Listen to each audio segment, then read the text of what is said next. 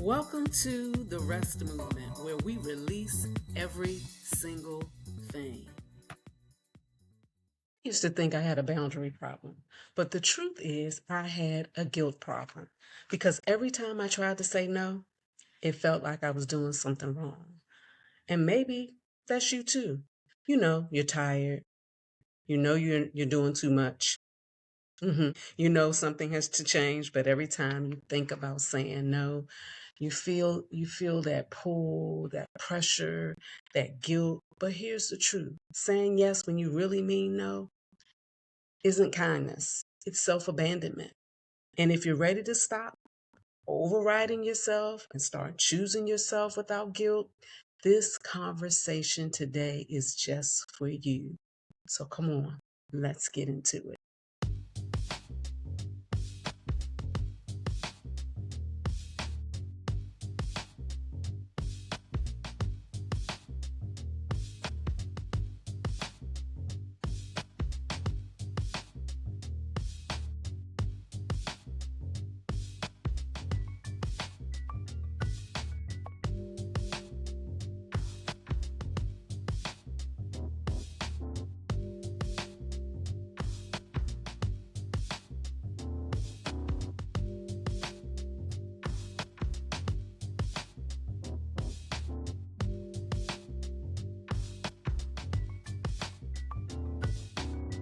Remember to like, comment, share, and subscribe.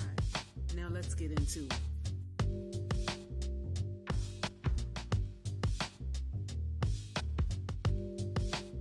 Hey y'all, welcome to another episode of the Rest Movement Podcast. I am your host, Renee Young Blake, and you know this is a space where we release every single thing.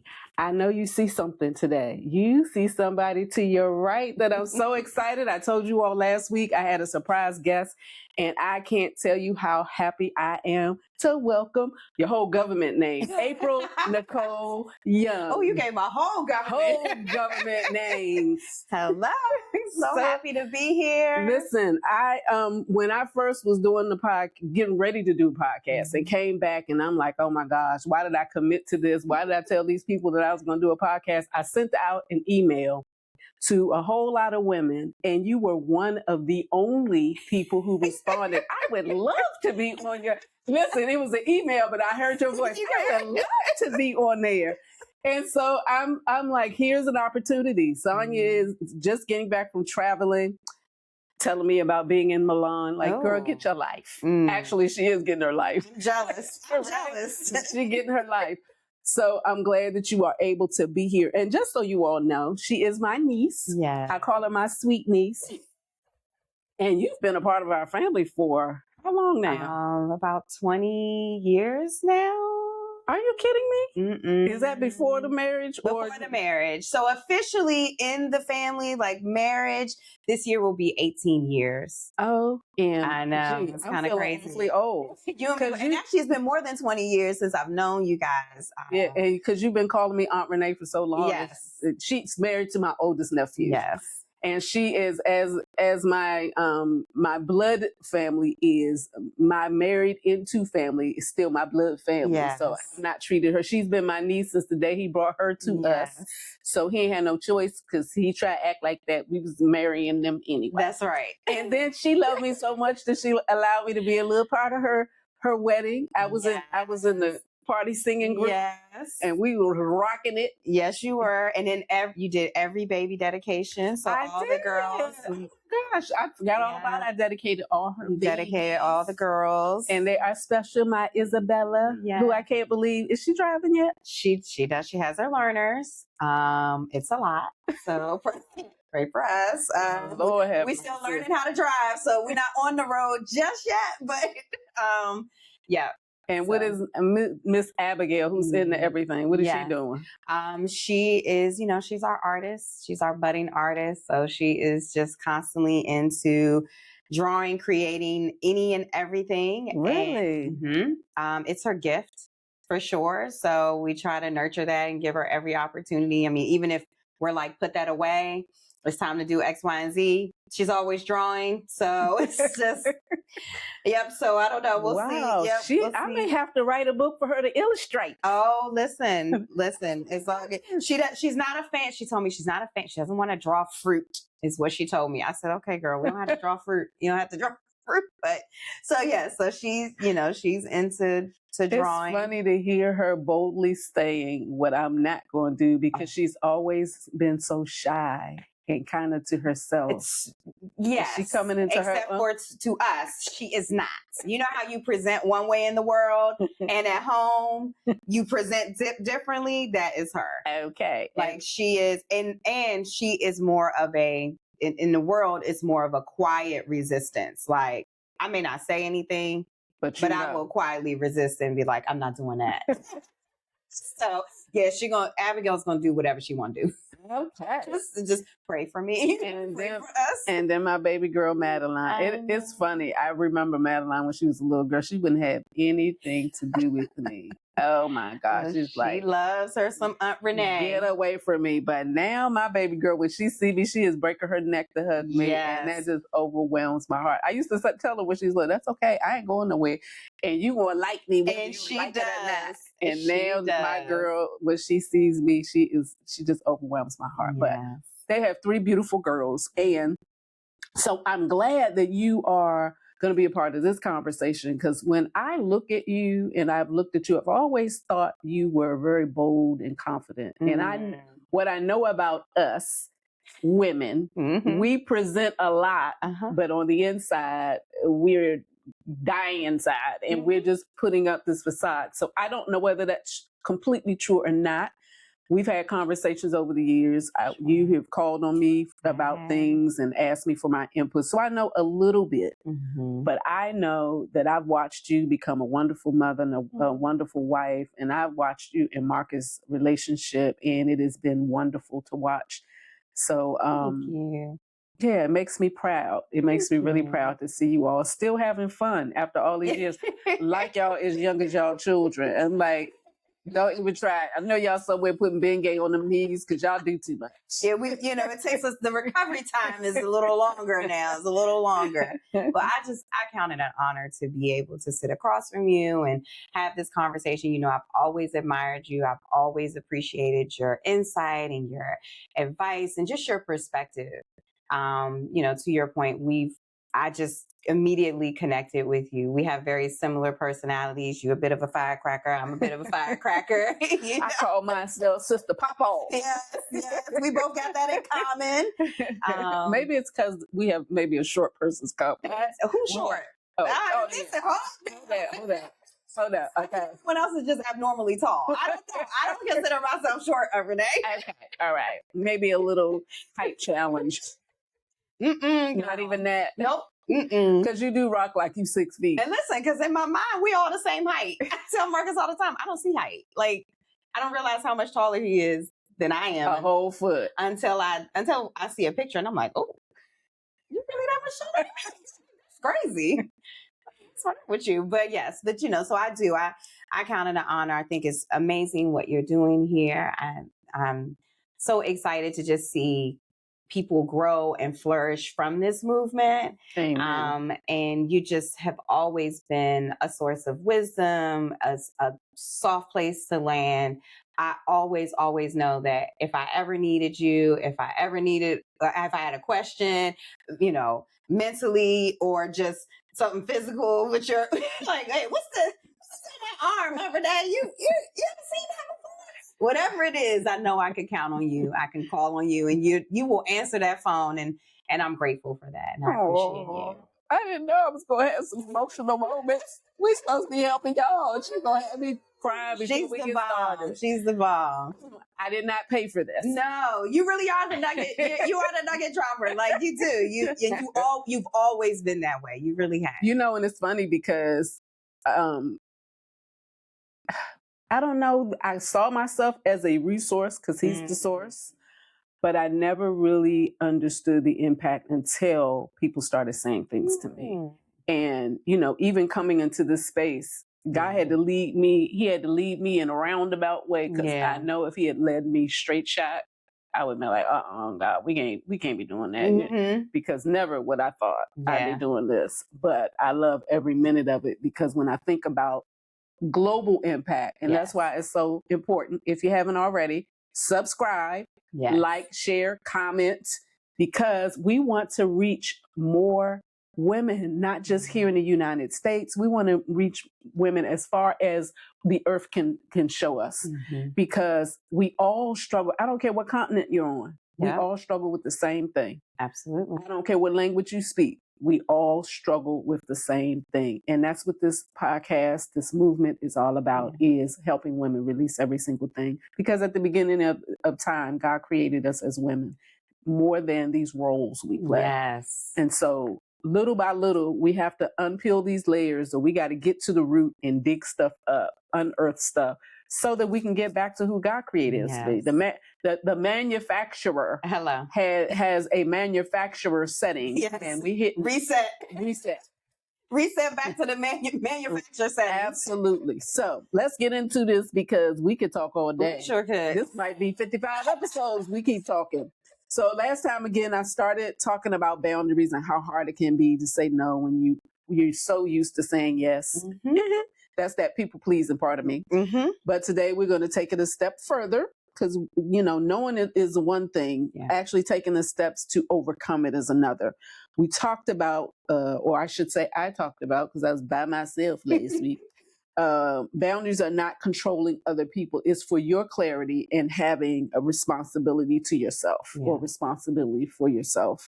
And it helps you to define what you will carry and what you won't carry, what you will tolerate, what you won't tolerate, because a lot of times we don't. And sometimes when you're a mom, because your boundaries are always stretched. You're always doing something you really don't want to do, but you have to do for the sake of your children, because we're nurturers. That's where you first learn how to do that. Or just growing up as a girl in the house. The expectation that is placed on you as a little girl, that's not, maybe if there are boys in the house, it's not put on them. And so all these roles, all these things, and these things have to be unearthed. My mother was taught that. My mother taught me that. And so it's time to break those cycles, so that you have 3 girls. So you breaking the cycle is important. Absolutely. With them. And I just want to say, when you talk about the roles and the way you're raised, I know for myself, with the boundaries and understanding, like even my role as a mom, my role as a wife, my challenge has always been, I was raised by a single mother. So I literally only saw one person in my house doing everything. She was there for, and truly, it was only her. She was there for the parent-teacher conferences. She was showing up to the school. She did everything for me. And so when I took on the role of wife, and then very quickly got pregnant 3 months after we got married, do not recommend. It's a blessing, but give yourself time. If you got time, give yourself just a little bit of time. And when I transitioned into that role as mom, it was really hard for me to step back and have my husband, the father, step in and do some of the things that, like, we're a partnership, like we doing this together.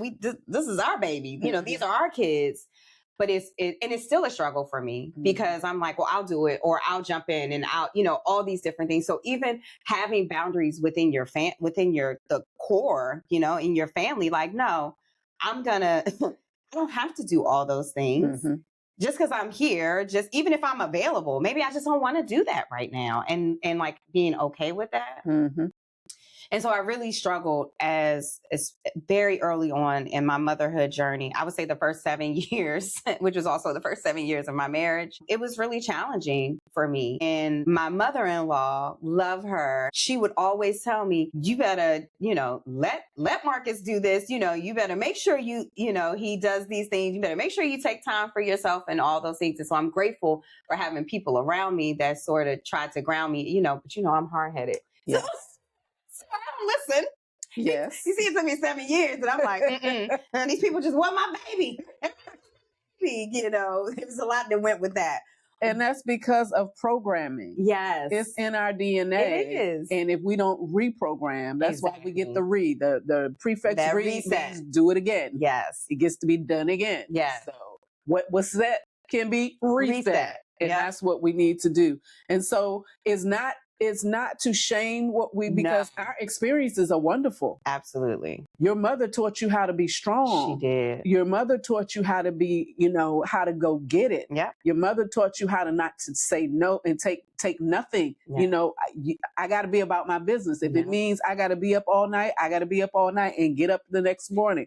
So those were things you needed as a woman. Yes. And to identify, even if it took you, 7 is the number of completion. I know. And so God just had to take a little time with you. Did. I mean, he took 7 days to put everything in place. So 7 years. I would have preferred 7 days, but we all got our own journey. Listen, 7 years is okay. Glad you got it. I did eventually. Glad you listened. Eventually. So that's good. You actually answered another question I was going to ask you about sharing the real life boundary experiences. So that is great. It is important that we recognize we have to set boundaries for everything. Yes. Set boundaries at work because people will take advantage of your time and think just because you pay me, you think you own me. Yes. No, that is not the case. I have a skill set that you need. So you're paying me because you need me. Yes. And if you keep it up, I can be needed somewhere else. So you have to be able to set those boundaries. You do. Because you got to go home to your family. You do. Work can't mean more than the work you have at home. Yeah. That's your first ministry. And so I'm glad because boundaries aren't about pushing people away. They're about not losing yourself. Yes, exactly. So it's not you saying, I don't want to deal with you. It's like, no, I don't want to continue to have relationship with you this way. Right.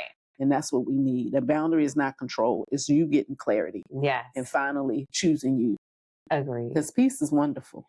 It is. Peace is wonderful. It really, really is. And there's seasons, I think there's seasons where that's a little harder to do than in other seasons too. The issue again is not ability, it's emotional cost. Why saying no feels so hard? It's the fear of disappointing people. It is the guilt. It is the rejection. It is the conflict. Yeah. Because if you say no, what are they going to say back? Or, is this going to cost a friendship? And we take everybody else's feelings and we don't consider our own. Yes. And again, that comes, I think, being a nurturer, learning how to, just innately putting other people first. Yeah. So we got to reprogram the programming. Absolutely. It's not that we don't know how to say no. It's saying no comes with a cost we've been trying to avoid. What do you feel is the biggest reason women struggle to say no, even when they know they should? So I think there's a multitude of things. One, I think it's society. We have a tendency as a culture to even expect women to do all of the things. One thing that a term that I don't like is superwoman, because I'm not superhuman. I am a human being, just like the man to the right and the man to the left. So why am I superwoman? Nobody ever calls a man Superman. Because he's doing all the things, because he's more than likely not doing all the things. He's got boundaries. He's got boundaries and he has no problem like, no, I can't do that. And whereas as women, we feel this need to do all of the things because culturally, that is how it's set up, like even whatever you're reading, when you're watching things, shows, movies, they present moms as, I'm going to speak on a mother level right now, like they present moms as being, they know when everything is, where everything is. They schedule all the appointments. And the dad in the show or the movie is clueless. So you watch that as a child, that's being reinforced in your brain. That programming. Right? That programming. And it's just that we were just not designed to carry all of these different things. And then outside of the role of mom, it's, your worth. I know that I have found myself, I attached my worthiness to how long my list was and all the things that I could get done. Or I attached my worthiness to how many people called on me, were seeking my help, seeking my, advice, like, and that is a pure identity of many women. Yes, and it's subconscious. Like, I didn't realize it until I took a step back. Like, there was a moment in my life where God really pulled me back. And in that season,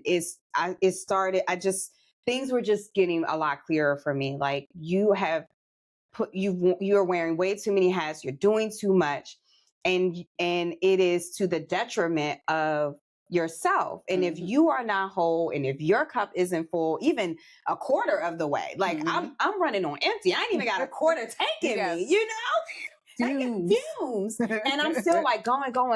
Right. And it's like, I can't keep doing this. At work, as a woman, we always, especially a Black woman, you got to work twice. And these are things that you were raised. People say this to you, and it's true. You got to work twice as hard.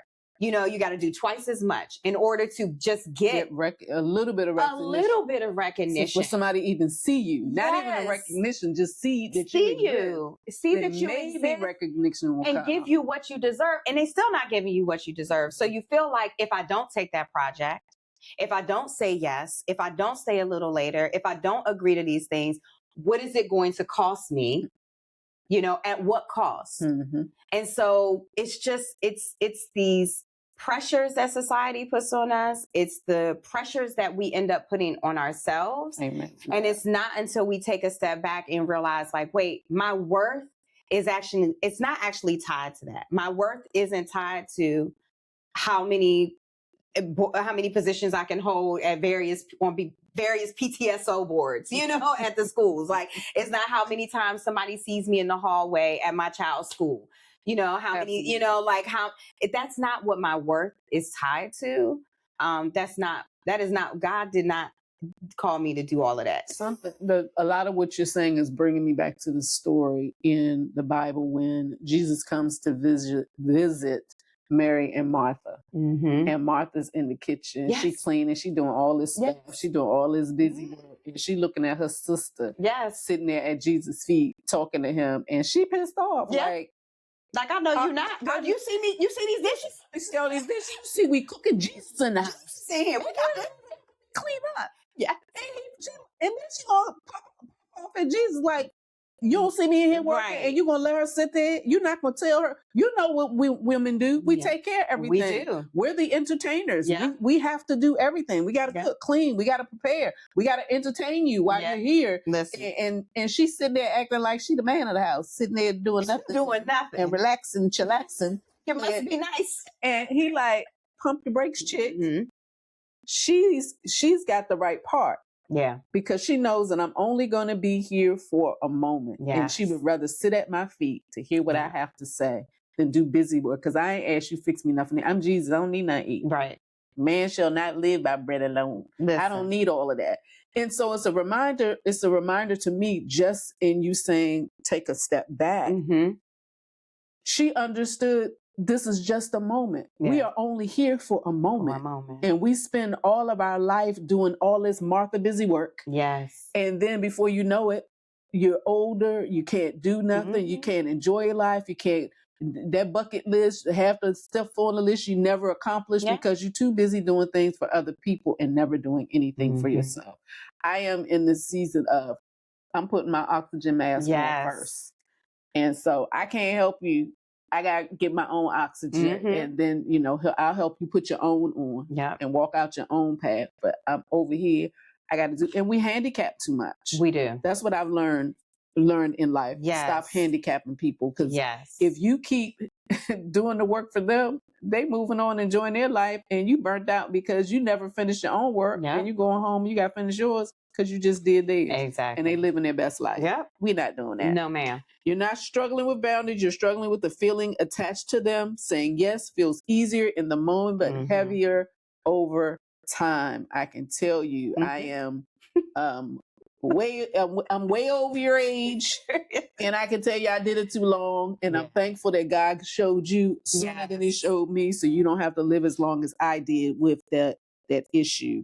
And I talked about last week the cost of, in some of them you covered, the resentment that builds up quietly. We get mad at people for asking us, but we could say no. It's not their fault that we weren't strong enough to say, I'm not doing it. And can I say, like, that's how I identified that I was maybe out of order with some of the things that I was doing. I became very resentful of people, resentful of situations. And to your point of realizing, like, I did this to myself. Like, girl, ain't nobody tell you to say yes just because they asked you in that moment. Why would you say yes to that? You know, why don't you have any white space in your calendar? Or why is it as soon as you see some white space, you're like, oh, I can do that. I can do that. We can do that. And not just burning myself out, I was burning my family out too, because it's a burden on them as well. You know, all these different commitments, but I identified like, oh, I'm resentful. I'm resentful of people. I'm looking at him or I'm looking at her like, I mean, there we go. The Martha, like, don't you see? I didn't tell you had this event. I ain't tell you to invite these people all over. of that. And I ain't tell you. Marcus and I've had that conversation. He been looking, I'm looking. And he's like, well, who told you to have this? I'm like, well, we having the event, so come on over here and help me. Yeah, I'm gonna help you, all right. We lose our loss of identity and disconnect from self. And when you don't set boundary, it doesn't just stay neutral. It starts costing you something. And for me, it costed me my health. It cost me severe abdominal pain. And my body was like, listen, if I don't betray you and cause you to bow down in this pain, you're going to keep being dumb and do what you keep doing. And I'm not calling y'all dumb. I'm talking about myself. I'm calling myself dumb because I knew better, but I just wasn't doing better. That's why I hate that line when people say, when you know better, you do better. Nope. You know better, you do better if you choose better. But if you don't choose better, you can know all you want. Knowledge is not power until you turn it into wisdom. So it's just information. That's all it is. How have you seen resentment show up when boundaries are in place? You've already talked about that. Do you think women recognize when they're starting to lose themselves, or does that happen gradually? It's very gradual. It was gradual for me. I think life just comes so quickly. And because when you're a person who already struggles with boundaries, you don't really allow yourself that time to rest. So you don't allow because in that resting time, you do get to reflect. And when you reflect, you have time to really evaluate and say, okay, what's working for me? What's not working for me? And so I do think it's gradual. For me, it was definitely a gradual thing. It built up over time. And you said something very key. You said that you sit back and evaluate what's working for you and what's not working for you. That's awareness. But many people are aware, but they don't acknowledge that there's a problem and then do something about it, which is that action part of reset. Agreed. So, and I think the reason why is because we justify everything that we do. You know, like we can always justify why we need to show up, why it's important, why we have to be the ones to do it. We don't have to be the ones to do it, y'all. Like, get somebody else to do it and they're going to do it differently and it's going to be okay. Even in relationships, when we're single and we're dating somebody who everybody else can see they a bum. Yeah. Everybody else can see they ain't worth 2 cents and that you really, and sorry for calling somebody a bum, they showing up as a bum. They're not the bum, but they're showing up as one. They a bum in this season. It's a bum season. And people around you are telling you, you know, every time there's an event, he's never there. Well, you know, he's working. He ain't always working. No. He just don't want to make time for you. He doesn't want to be seen with you because he knows the people around you will see what they need to see and warn you, you need to get out. But you won't listen. You'll just keep justifying. So we start that early, that justifying stuff, and it leads into so many things. It's like the domino. In all of our life and everything that we do, which is not a good thing. I do believe you can always find a reason to do something. Especially if you feel like your worth is tied to it. And more often than not, I think people don't realize that they are tying their worth to it. You know, like people don't realize I'll speak of myself. I did not realize how much I associated my worth, my need to be loved and accepted and appreciated, how I was tying all of that to... Stop being in my business. Stop telling my business. Listen, how I tied it to that. And it wasn't, I mean, between, of course, resetting with the Lord and then also seeking help, therapy. Therapy helped me to work through that. Like, oh, well, why do I do that? Like, why intentionally having that time to really like force myself to look and say, that's not normal.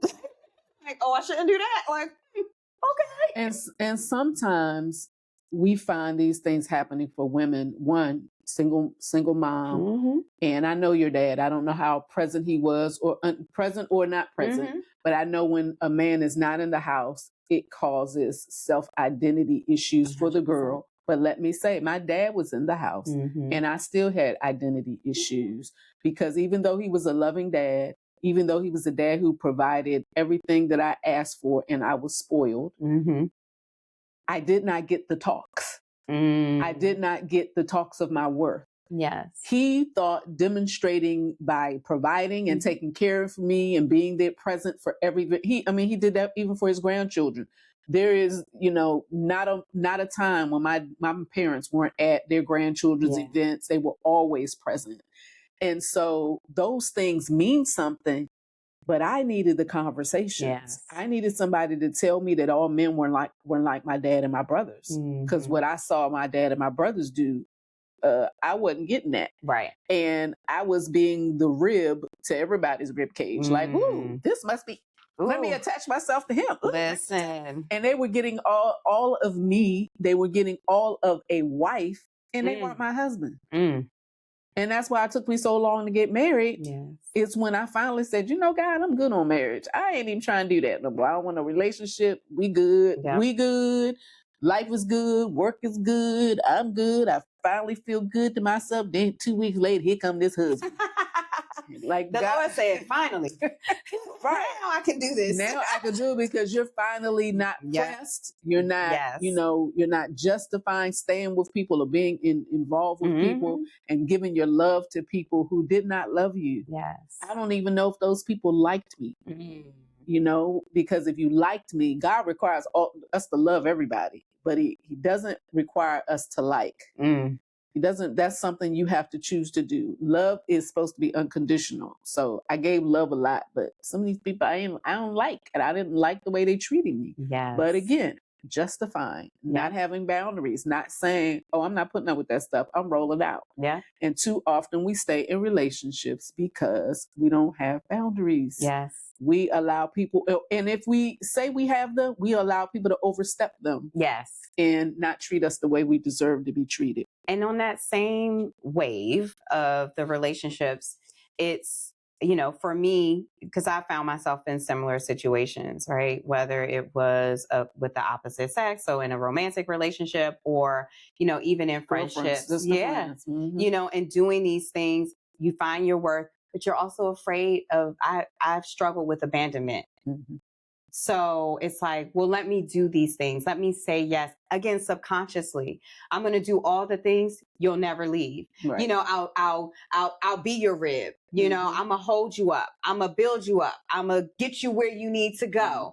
And even to my exhaustion and my demise. Because I'm pouring into you. And maybe sometimes it is kind of selfishly. I don't know. Right. But it's like, subconsciously, it's like, I want you to stay. I want you to see my worth. I want you to see my value and see how much you really, really need me, and you'll never leave. But if someone is with you, connected to you because of what you're pouring into them and what you're giving to them all the time, and they're not giving anything back to you, run.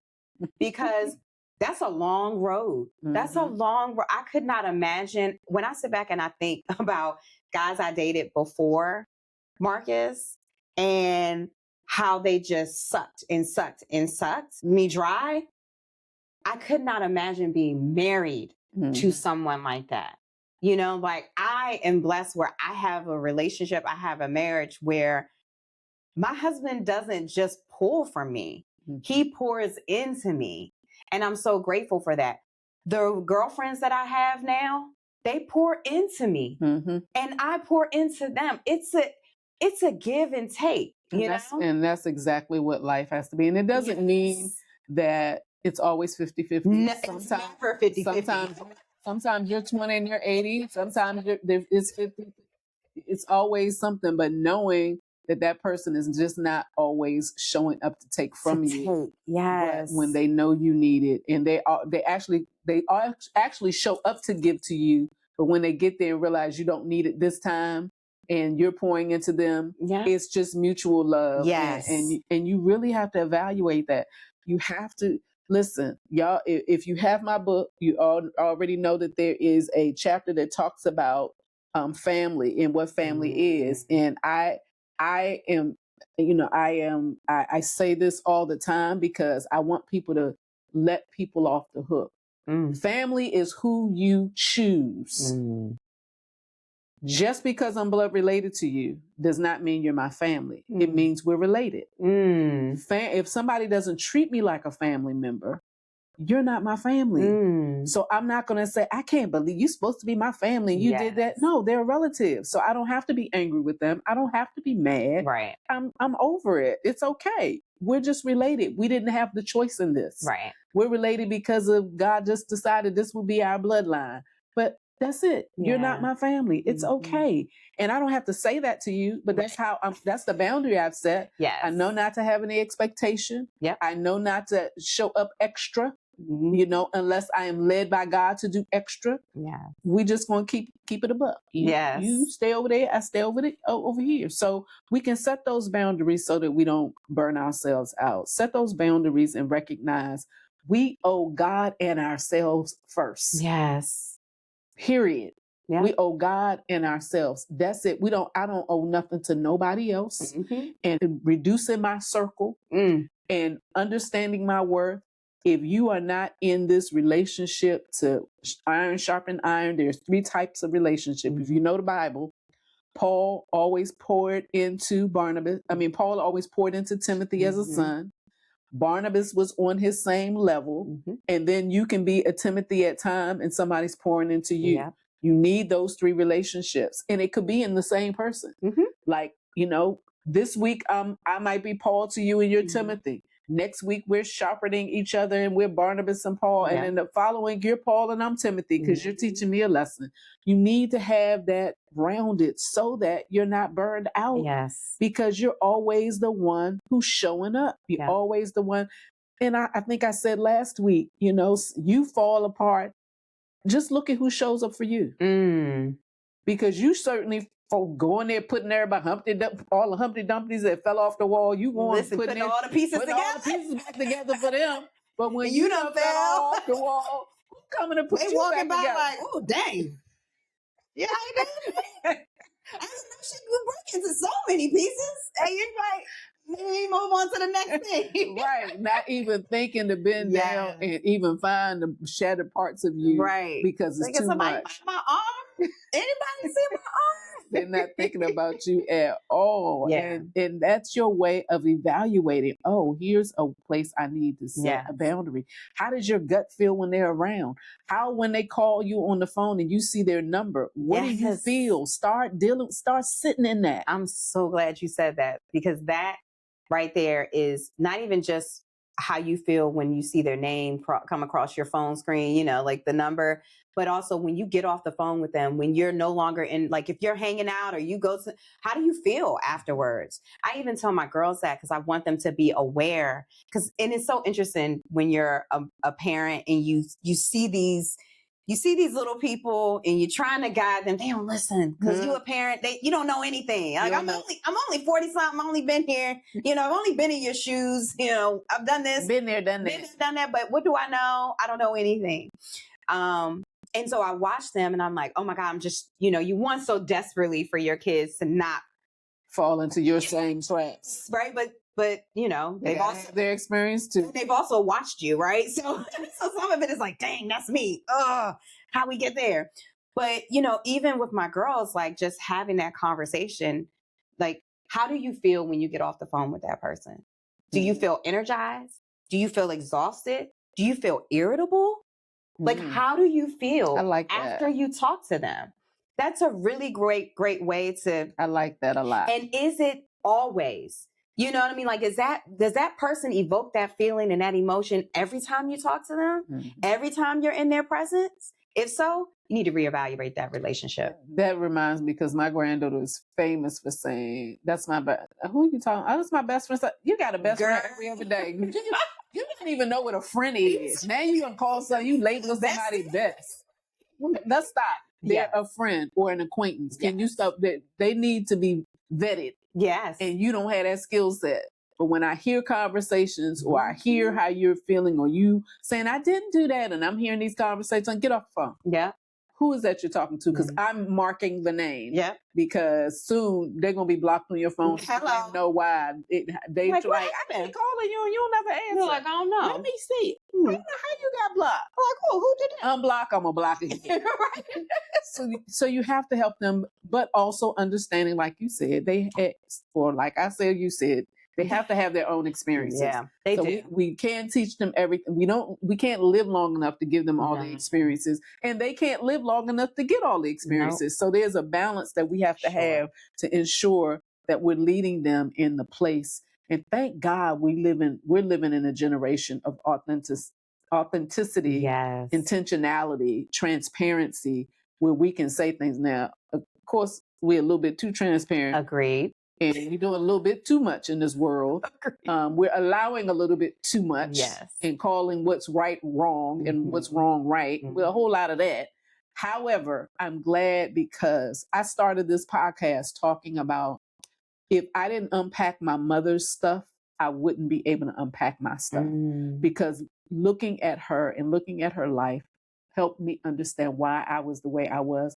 Why she gave me what she could, why she couldn't give me what she did not have because she wasn't giving it either. And if I didn't identify those things, I can't resent anything because I could pull from the things that I know about myself because of her. Yeah, I think I get my strength from her. I think I get my love of family and being present for my family like her. I think she was very quiet. So my boastfulness and never meeting a stranger came from Fred. They came from my dad, but I can see my balance. Yeah. But I also can see the areas because she didn't know how to teach me things. She got married at 18 or 19. She got married at 19. No, they got married. She was 18. He was 19. Okay. I'm gonna get it right. You want to that's a test? It's a test. They were mad because my father used to always say, I was 20. Negro, you got married on the 8th of June. You turned 20. You might have been in your 20th year, but you didn't turn 20 until the 18th of June. He rounded up. So he rounded up. Just round up. We're not rounding up. You were 19 and she was 18. So that is correct. He was 19 and she was 18. Somewhere. Wow. Anywho, she came straight from being in her parents' house, coming from the farm up here to stay with her brother, my mother's brother's wife, so her sister-in-law, and my father's oldest sister got in cahoots to set them up. I love it. My daddy had a girlfriend, but he slipped her number, and grandma had that laminated, his number, and I don't know where I have it. I have it somewhere. She kept that in her wallet. The day he gave her his number, but when she found out he had a girlfriend, she's like, "Oh no, I'm not talking to you." I know that's what Grandma said.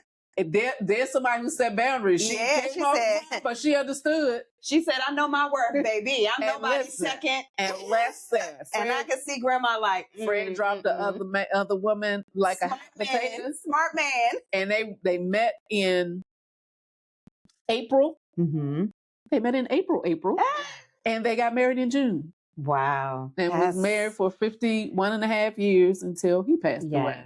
So, she had boundaries then, but I watched her become a mother so quickly, just like you said, immediately. For the first 5 years of her marriage. She was pregnant. And that's a lot. And the first child she had, she lost. Yes. Full term. And that changes you. 2 weeks later, the baby passed away. Yeah. And she was a Black woman in the 50s. Yes. Wasn't nobody going to talk to her. Right. I remember she telling me, I don't know whether it was with that child, which would have been my older sister, or one of us. she was talking about how the nurse was so mean and talking about, okay, mother, just stop all that noise. You'll be fine. Just come on. Oh my gosh. Because she was Black. It's my heart. You know, and so when I look at what she couldn't give me, yes, it is I'm who I am now because of all the mistakes I made, yes. all of the journeys and the stepping stones and the path and the pitfalls and the pit holes and the mountains and all of these different valleys. So I'm glad, because I would not be able to share with other people how I got free if I never had anything to get free from. So it's okay. It is okay. We've got to get to this place. So let's make some things practical. We've talked about a lot. I'm not able to commit to that right now is a good way to back out. We're talking about some practical things that we can say. Yes. I talked a little bit about this in people pleasing, but you know, we're 10xing it. We can say that doesn't work for me. Mm-hmm. Let me get back to you. Let me get back to you is probably the easiest first step. Yes. It's the easiest first step. If you're a person who tends to say yes, sleeping on it is always a good idea. So how I started with being able to set my boundaries is and even now I still do it because I think it's just I'm just wired that way too. You know, like I'm just wired to like, oh, I could do that. I could do that. I mean, I can, but can I? like, do I? But can I actually do this in this season? Is this the time for it? And so what has helped me is whenever someone asks me to do something, I do not answer. Most of the times, I'm still struggling, y'all. But most of the times I stop and I say, you know what? Let me think about it. Let me go back. Let me look at my schedule. Let me talk to my husband. So he's also a good sounding board for me. He'll real quick be like, you don't have the time to do that. Why you trying to do that? And I'm like, yes, I do. I can do this. He's like, listen, but then you gotta listen. You gotta listen. Mm-hmm. Somebody give you the advice, you gotta listen. Listen, James 1, you said all of that just reminds me of James 1:19 that says, be quick to hear. Yes. Quick to hear, not your own voice. Yes. But quick to hear God's voice. Yes. And if you're quick to hear, you'll be slow to speak. And slow to become angry. Yes. And so God's given us 2 ears so we would listen twice as much as we speak, twice as much as we move, just pause. Yep. It is a simple pause. I call James 1:19 is my 30-second pause before responding instead of reacting. Yes. When somebody says something off the cuff and you want to flip back off, all you're going to do is create friction and tension that is not going to be resolved. So it's best to just be quick to hear, okay, God, do you want me to respond? Right. Having all this internal conversation. Do you want me to respond? How do you want me to respond? Or do you want me to just walk away? Yeah. How you want me? And then when you are able to do that, the peace of God can rest on you. And so you are able to listen. When you do this, saying, let me get back with you, or let me call you back. When you start doing that enough, and the peace that you feel, when you're free not to do what you would have done with your old self. Yes. Oh my gosh. It is amazing. When I say, oh no, I'm not doing that. Come on, you can. Oh, I know you're going to do it. No. You don't know this woman in this season. This woman, listen, her yes is to the Lord. She ain't yesing to you so much. And I did find it hard initially. And sometimes like it creeps, like guilt creeps in, you know, like, dang, maybe I should have, maybe I could have. And then it never feels like the Lord reveals to me, like, let's say it was like committing to supporting or helping out with an event or something. Everything about me seems to revolve around children and schools and events. And the event will come, you know, that day will come. And then 11 million other things in my life are like blowing up, you know, and I'm like, thank God I said no. Because if I had said yes, I wouldn't have been able to show up and be present for said event, for said role in the way that I needed to, in the way that they would have needed me to be. And so taking a step back and recognizing like, I don't have to do all the things. I don't have to be all the things. Somebody else can do it. If nobody else does it, it's not my calling right now. That's not where my focus is right now. That's not where God has me right now. I can do that later on, maybe, you know, but having the ability to just take a step back not give into the guilt, Mhm. because the enemy knows how to. He knows how to use. He is proficient. He is efficient. He knows us all the shits. well, for real. He knows us well. He does. So he knows. He studies. He does. That's why we're supposed to study the word to show ourselves approved, because he studies. The enemy studies us. He knows. He knows when there is an opening. Oh my God! It's just like pouring water on an unlevel floor. Mm-hmm. Water is going to travel, and it's going to keep traveling until it finds an opening, and then it seeps in. Yep. That is just how the enemy is. He is just sitting around. He's just waiting for the opportunity. Mm-hmm. And we want you to understand that no doesn't require a speech. No. No by itself is a complete sentence. Yes. So until you are able to just say no, say, let me call you back. Let me check my schedule. And that don't mean let me check my schedule while I'm still on the phone with you. No. Let me check my schedule and I'll call you back. Yes. Call you back is always the option. Let me get back to you is always the option. Small little step, because we don't want you to think that you're hearing this today and tomorrow you're the boundary queen. Mm-mm. And understand that having boundaries is not being evil and mean. No. I'm not doing it. And you popping off. That's not kind. And that's not a fruit of the spirit. You got to be gentle. Yeah. Just all you're doing is choosing you first. Yeah. Which is what we've supposed to have been doing all along. We just didn't know how. We weren't taught how. Yeah. Our mothers weren't taught how. Our aunts weren't taught how. No, most women. And, I don't know if it's a cultural thing or not. I don't know if it's just something that we do as African-American women or people of color. I don't know.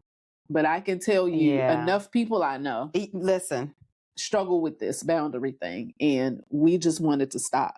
Clarity is kinder than overextending yourself. Mm-hmm. Getting that clarity and understanding is so much kinder to you. So much why not be kind to you? Yes. Why not be kind to you first? Yeah. You can be kind to everybody else.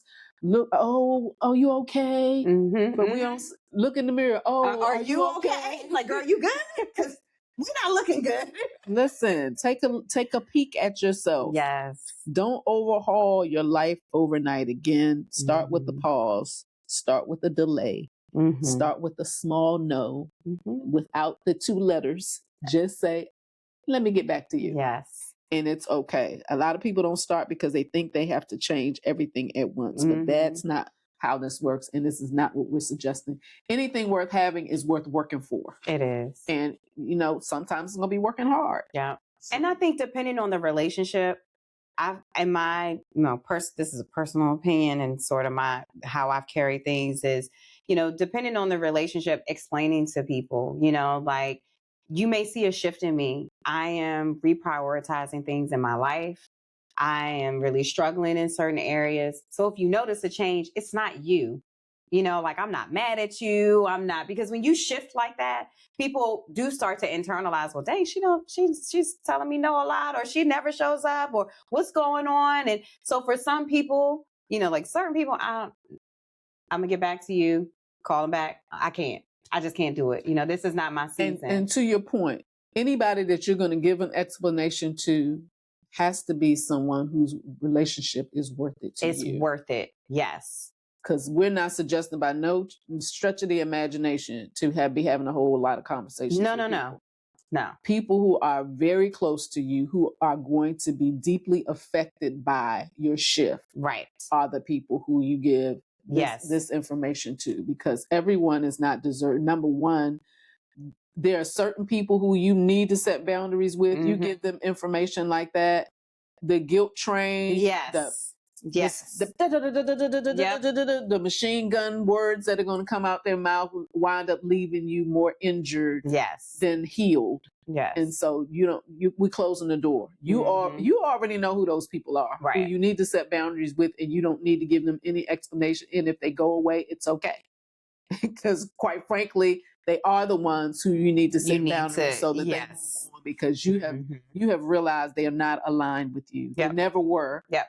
It's like, I go to this church because my parents 10 generations been at this church, and that this is not your church. Yes. You're supposed to be someplace else. but you stayed stuck there. Yes. You can separate yourself. Yes. And be where God is calling you to. You can separate yourself and be called away from people that they don't serve your purpose for now. Mm-hmm. You know, they were a relationship you may have been forced into because of relating to other people. You know, what I love about my nephew, he's a lot like my brother, his dad, in that their relationship with their guy friends, they've been friends forever. Listen.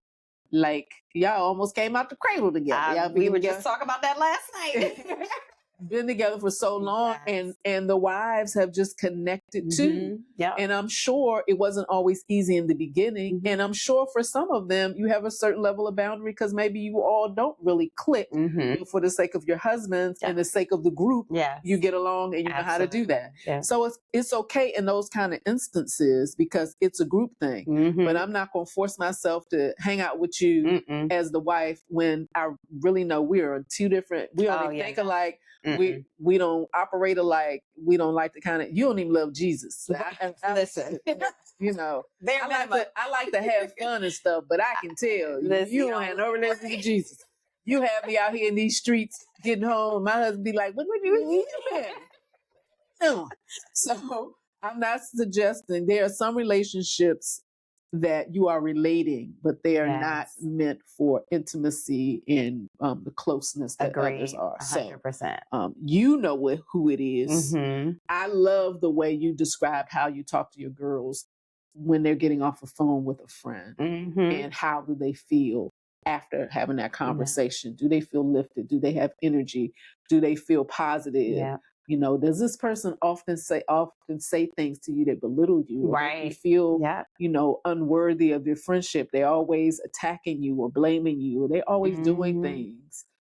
Those are important things. We need to do the same thing as awareness. Yes, that awareness of how being in that person's presence, how that impacts you, how that leaves you. I think is so key. It's so important, and it's not something that I didn't realize that or acquire that skill until much later in life, you know. Friendly fire. That ain't so friendly. Like, no. You get off the phone and you like, dang, I'm bleeding. They done stabbed you 55 times and you didn't even know it because your adrenaline is pumping in this conversation. And then after you get off the phone, you suddenly collapse. You feel wounded. Like, you messed up. We're not going to keep patching up. I'm a nurse and I ain't going to keep patching you up after every conversation with them. You need to roll out. And listen. Small boundaries create big change over time. So just set those boundaries. You don't have to do it perfectly. You just have to start. Just start. Just got to start. Let's come out of this people-pleasing craziness that we do. Boundaries is not selfishness. Boundaries is self-respect. You're not becoming someone else. You are becoming who you were always meant to be. Yes. Because you're spending time with you. You're spending time to get to know you. You're identifying what you feel in that moment and understanding that feelings is your flesh. Has nothing to do with your spirit, man. So when you put that flesh into submission, then God will begin to speak and just realign you with him. Realign you with your purpose. Realign you with why you're here.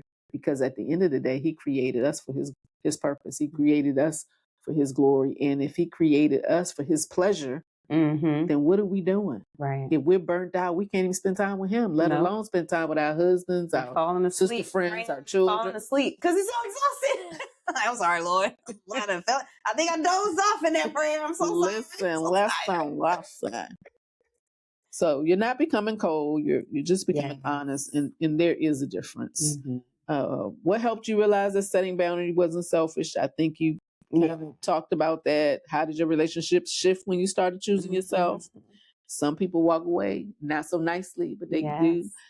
You just think about it, like newly married women. When you're single, your girls call you, hey, we going to so-and-so. You can just run in and get dressed. Okay, I'll be home about 6. I'm going to get in the shower, change my clothes. I'll meet y'all there. Or come and get me.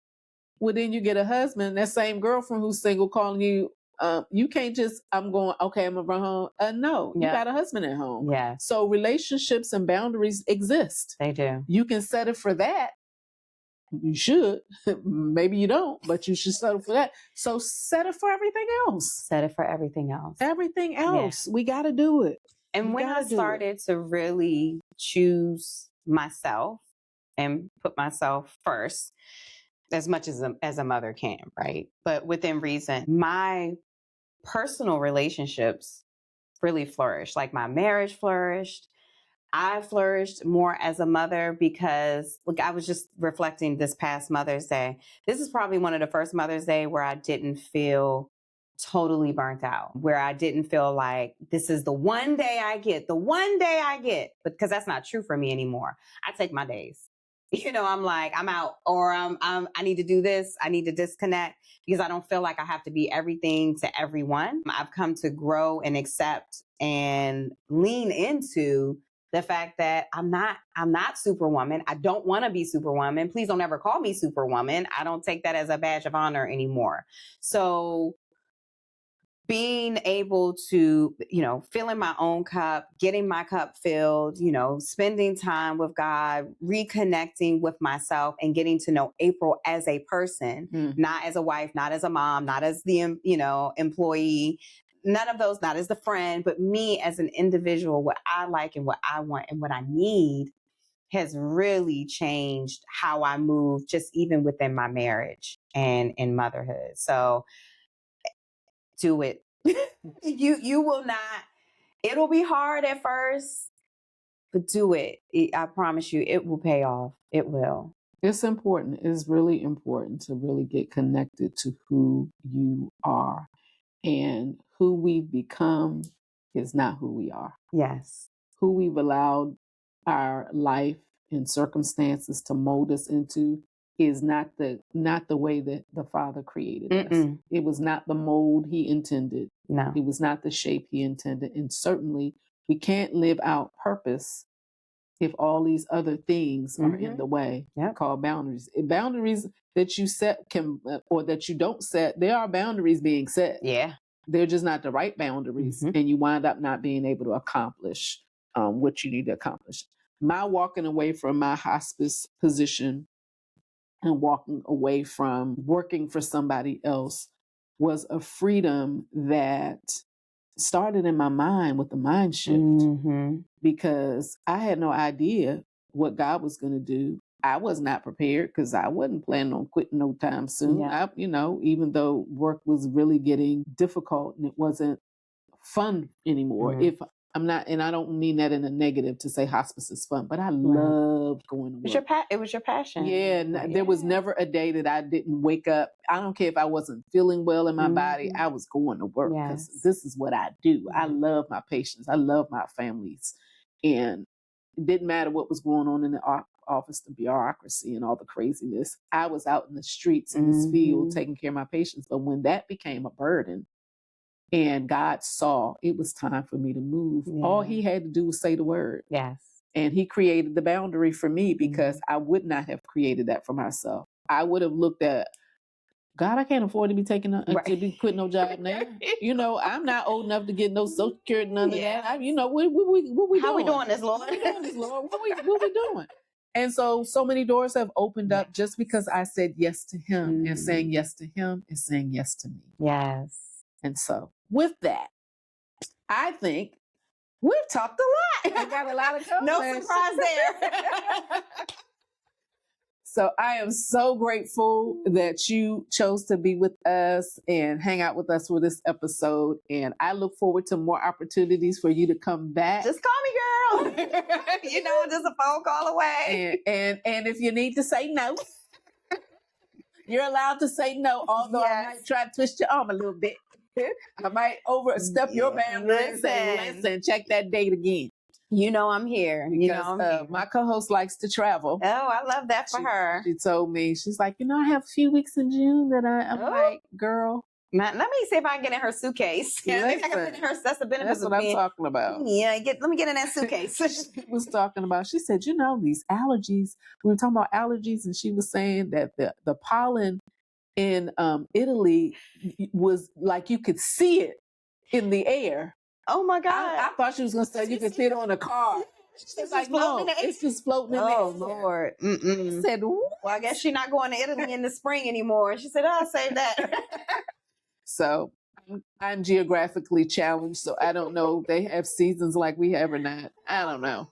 But they do. I think they do. I'm pretty sure they do. We are so glad you joined us for this episode. We hope that we have helped you identify the need for boundaries so that you can think more of yourself than you've been thinking of yourself. And do the work. Don't forget to subscribe. Don't forget to like. Don't forget to comment and share. It's important, not only for you, for those we're trying to reach. We need you to help us do that. Become a part of the Nugget Tribe. Come on, subscribe. And how can they get in touch with you? How can they follow you? Oh, so I am on Instagram. You can follow me at Ditch the Fantasy, which is a platform that I am in the process of building up. So please follow me there on Instagram. I'm also on TikTok. I do also have a YouTube page. It is Ditch the Fantasy as well. And it is a little bear over there. So y'all pray for me. We had a conversation before we started to tell her how I got on this journey.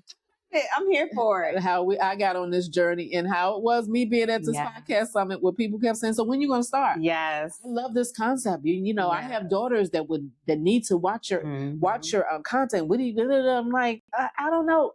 After about 5 people, I'm like, okay, September. Yes. Not realizing September was just in a few weeks.